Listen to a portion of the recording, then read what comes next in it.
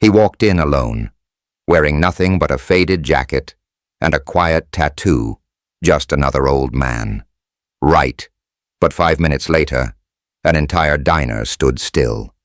What happened next brought strangers to tears and changed how a town remembered its heroes. On a breezy Sunday morning in Ashford, Virginia, the local diner Maple Grove Cafe was bustling with chatter. The smell of fresh coffee mingled with the sizzle of bacon. It was Veterans Discount Day, and every booth was filled except for one lonely corner. At a small table by the window sat Henry McCall, an 84-year-old man with thinning silver hair and a pair of weathered boots that had seen both deserts and jungles. His coat faded olive with patches at the elbows barely held together in the seams. He didn't wear medals. He didn't wear a hat proclaiming his service. All he had was a single tattoo peeking out from under his sleeve, a broken sword through a rising sun and a quiet dignity in his posture. Henry sipped his glass of water slowly some. No phone, no companion, just silence and memory. At a nearby table, 4 middle-aged men in golf polos chuckled. "Looks like someone watched too many war movies," one of them muttered, loud enough for Henry to hear. Henry didn't react, but the way he held his spoon like he was bracing against something deeper said enough. And then the door opened. The brass bell above the door jingled as a tall, clean-shaven man stepped into the diner. Wearing a plain black t-shirt tucked into dark jeans and polished boots, Caleb Jennings, 28, carried himself with a presence that made conversations quiet down. His eyes scanned the room automatically, the way soldiers do, trained to read exits and threats without thinking. But what stopped him wasn't danger. It was the sight of Henry McCall's tattoo, the broken sword through a rising sun. Caleb froze. His breath hitched as he stared. The room buzzed with casual laughter and clinking dishes, but not for Caleb. Time slowed. He walked straight to Henry's table. "Excuse me, sir," Caleb said, his voice steady but full of awe. "Were you part of Unit 9, Sunrise Patrol?" Henry looked up slowly, blinking. "A long time ago," he replied, his voice gravelly but kind. "Yes, that was us." Caleb stood upright and right there, in front of the entire diner, snapped into a full military salute. Forks paused mid-air. Coffee cups stopped mid-sip. "Sir," Caleb said firmly, "you're the one they told us about during advanced recon training. You're McCall 9-3. Henry didn't speak. His lips trembled, and for a moment, his eyes glistened. The 4 men who had laughed earlier fell silent. One of them shifted uncomfortably, avoiding eye contact. Caleb turned to the waitress, who had just returned with a fresh pot of coffee. "This man should be at the best table in the house," he said sharply, "not pushed off to the side." The waitress froze. I didn't know." "You weren't supposed to," Henry interrupted, gently. "I'm not here for recognition, just for a quiet breakfast." But it was too late. The diner had stopped. Even the manager stepped out from behind the counter. Caleb turned once more, raising his voice, not in anger, but in deep, resounding respect. This man risked his life behind enemy lines during missions none of us were supposed to survive. He mapped extraction zones without jeep. He lost men and still got the rest of his unit home. You see an old man with a shaky hand. I see the reason 5 families still have their sons. A woman near the counter slowly rose to her feet and began to clap. Another stood. Then another. The entire diner erupted into quiet applause, not loud or theatrical, but honest, reverent. Henry sat motionless. Then slowly, he placed a hand over his heart and looked toward Caleb. "Thank you, son," he whispered, Sometimes, just being seen is enough. Just as Caleb was about to step back, a young waitress barely in her 20s clutched the coffee pot in her hands, her lips slightly parted as if frozen by the moment. Her name was Madeline Harrington, and she had only been working at Maple Grove Cafe for 3 weeks. But something about that tattoo, something about Henry McCall's name, had been tugging at her since he walked in. She cleared her throat gently and stepped forward. "Sir, I'm sorry to interrupt, but did you ever know a man named Daniel Harrington?" Her voice trembled. "He would have served with Unit 9 around 1971. He was my grandfather." The moment shattered Henry. He blinked rapidly, his hand shaking as he reached slowly into his jacket pocket and pulled out a worn leather wallet. From inside it, he slid out an old, folded photograph. The paper was yellowed at the edges and faded from time. He turned it toward Madeline. "He carried this the last day I saw him. Said we'd eat at this place when we got home. He never made it." Henry swallowed hard. "Your grandfather's was my best friend." Madeline gasped as tears welled in her eyes. She looked down at the picture. It was her grandfather, smiling in uniform, arm around a much younger Henry McCall. "My mom doesn't even have that picture," she whispered. "I've kept it for 53 years, Henry said softly, waiting to tell someone who'd remember him. The entire room fell silent again, but this silence was different. It was heavy, full of reverence and awe. Caleb pulled out a chair. "Sir, if you're willing, I'd be honored to buy your breakfast." Henry smiled faintly. "No, I'll buy yours. That was the deal," he said, nodding toward the photo. "He promised he'd buy the first round, but I never got the chance to return the favor." Madeline wiped her cheeks and softly asked, "Would you come meet my mom someday? I think she needs to hear about him from someone who knew." Henry nodded. "I'd be honored." Suddenly, it didn't feel like just a diner anymore. It felt like a cathedral of memory, a place where the past shook hands with the present. As Caleb sat down across from Henry, others in the cafe began quietly asking the waitress, "What's his name? What unit was he with? Can we pay for his meal?"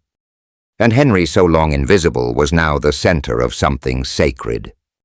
That tattoo, once dismissed as old ink, had become a symbol, not just of service, but of sacrifice, of silence, and the promise to remember. Word spread like wildfire. By Monday morning, the local Ashford Gazette had published a front-page story titled "The Silent Hero and the Salute That Stopped a Diner." The photograph showed Caleb Jennings mid-salute, with Henry McCall sitting humbly behind him, one hand gripping his cane, the other shielding his teary eyes. By Wednesday, the cafe's phone hadn't stopped ringing. Veterans, church groups, and even school teachers called, asking, "Is Mr. McCall coming in this week? We'd love to shake his hand." But Henry had no interest in fame. He lived alone in a modest one-bedroom house 3 blocks from the diner. No car, no internet, just a small radio and a garage where he still tinkered with broken toasters and lawnmowers for the neighborhood. Children in the neighborhood knew him simply as Mr. Mac, the man who fixed their bikes, patched their tires, and gave them chocolate coins at Christmas. None of them had known he once dragged 3 wounded men out of a burning Humvee using only one leg. Until now, the waitress, Madeline, returned 2 days later with her mother in tow, Caroline Harrington. She stood frozen when she saw Henry. Her voice cracked. "You look just like the photo he kept on his nightstand. All those years." Henry gently reached into his jacket again and handed her the old photograph. I think this belongs with your family now." Caroline burst into tears, clutching it to her chest. My father never talked about the war. Not once. He just cried every Veterans Day. And I never understood why. Henry placed a hand on her shoulder. Because words weren't enough. Some things you carry inside so others don't have to. Meanwhile, back at the diner, the 4 men who had mocked Henry that morning sat together again, but this time in silence. Their tone had changed. One of them, a local business owner named Frank Darby, took a long sip of coffee and said, "We misjudged him. Badly." Later that afternoon, Frank quietly returned to the cafe alone. He left an envelope with the manager containing a handwritten note. "Please forward this to Mr. McCall." "I'm sorry," I laughed. I didn't see the man in front of me, only the story I assumed. "Thank you for everything you gave. And thank you for reminding us that some heroes don't speak, they serve." The envelope also contained a $500 donation to a local veterans fund, Frank's way of beginning to make it right. Henry never replied. He didn't need to. But that week, he walked into the cafe once more, and this time, he was greeted not with glances, but with handshakes. People rose from their chairs. Some clapped. Some simply nodded. Henry tipped his hat, smiled, and said, "Let's not make a fuss. Just pour me a hot coffee. And maybe toast that doesn't squeak when I chew it." And the room, once awkward and judgmental, now felt like home. Spring in Ashford came slowly that year. Dogwoods began to bloom outside the windows of Maple Grove Cafe. And inside, so did something else.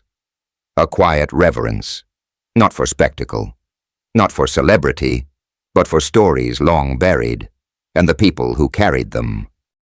A week after his unexpected recognition, Henry McCall received a letter in his mailbox, handwritten, on lined notebook paper.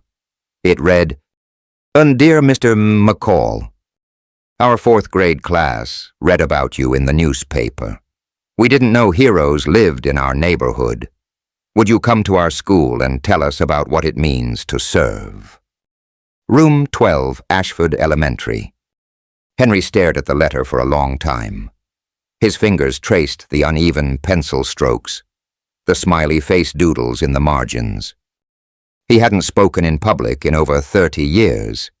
His voice wasn't used to microphones, it was used to whispers over engine blocks and the soft instructions of a field map. But he folded the letter, placed it in his jacket, and showed up the next Friday. He didn't tell war stories. He talked about courage, teamwork, honor, and doing the right thing when no one is watching. He told the children about his friend Daniel, who once gave up his only rations to a wounded man. He didn't talk about death. He talked about memory. When the children asked about his tattoo, Henry smiled and said, "It's not ink.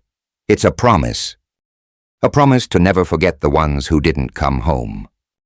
From there, the opportunities came slowly, but meaningfully. The Ashford Community Center invited him to join a storytelling night. Local veterans groups reached out, asking if they could meet him, share their own memories. A local auto parts store quietly donated supplies to keep his garage running. Madeline and her mother came by every Sunday, bringing home-cooked meals and asking questions about Daniel, questions no one had dared to ask before. And perhaps most meaningful of all, Caleb Jennings, the young SEAL whose salute had shifted the tide, wrote to Henry each month. In one letter, he wrote, "We still use your extraction maps during training. Your work is in our blood, sir. You may have left the battlefield, but you never stopped serving." Henry read that letter by the light of a desk lamp, surrounded by old tools and the comforting hum of a radio playing Glenn Miller. He didn't need parades. He didn't want plaques. But for the first time in decades, He no longer felt invisible. The world had changed around him, but finally, it paused to look back and see the quiet footprints he had left behind. And in that pause, Henry found not just recognition, but a new mission to be a bridge between remembrance and tomorrow. Henry McCall didn't seek attention. He still walked with a limp, still carried his cane with the carved eagle's head, and still fixed old tools in the back of his garage. But something had shifted inside him. It started with a boy from the neighborhood, Eli Sanchez, 12 years old, whose father was deployed overseas. Eli showed up one morning at Henry's shop with a broken bicycle and a box of mismatched tools. "I heard you're the guy who can fix anything," Eli said. Henry chuckled. "Not everything, but we can give this a try." That moment became a weekly tradition. Each Saturday morning, Eli arrived with another kid or two from school. One brought a busted radio, another a rusted lawnmower. Henry taught them how to unscrew, clean, rebuild, and most importantly, to be patient. Word spread again. Not on social media this time, but the old-fashioned way, porch to porch, pew to pew, barber chair to barber chair. "Go see Mr. McCall," folks would say. "He'll teach you something your hands and your heart will remember." Henry began printing simple guides how to fix a spark plug, how to tell when someone needs help, even if they don't ask. He called it Silent Tools for Living. Local churches started distributing them. A retired teacher offered to type them up. A printing shop offered free copies. Without realizing it, Henry had become a quiet mentor to an entire town. And he never once raised his voice. Meanwhile, Caleb Jennings, now back at his base in North Carolina, shared Henry's story during training rotations. Every time he faced a new group of recruits, he'd hold up a laminated copy of the photo Caleb saluting Henry inside the diner. This man designed rescue protocols we still use. He lost his leg in silence. He never asked for credit. But we carry his work every time we fly in. Veterans from surrounding counties began stopping by the diner just to shake Henry's hand. Some cried. Some simply nodded. Many returned home with more peace than they'd arrived with.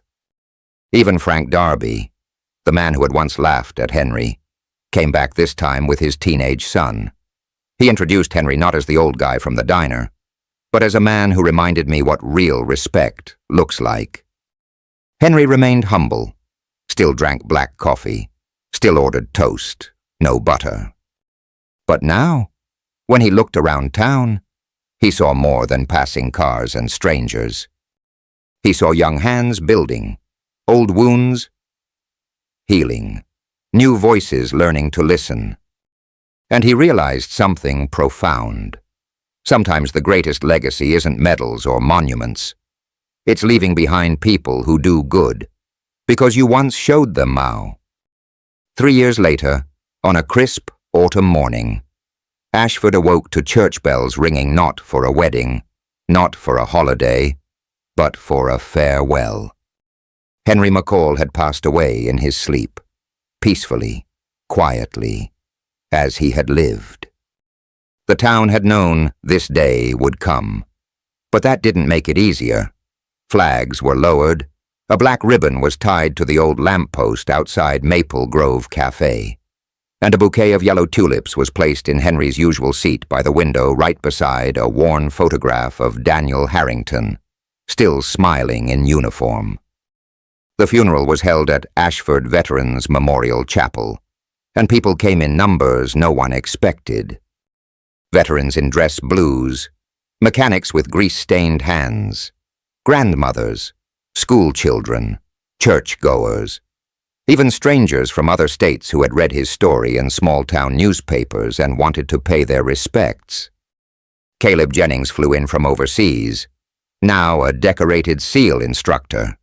He stood beside the casket with 5 other active-duty soldiers, all bearing a patch on their chest, a broken sword through a rising sun. Henry's emblem, now readopted as a quiet tribute across units. Caleb delivered the eulogy with a steady voice and a clenched jaw. Mr. McCall didn't teach us how to fight. He taught us why to fight. He didn't lecture, he showed. He didn't ask for thanks, he gave it. Caleb paused, then smiled, a smile faintly. He lived the kind of life that makes the rest of us want to live better.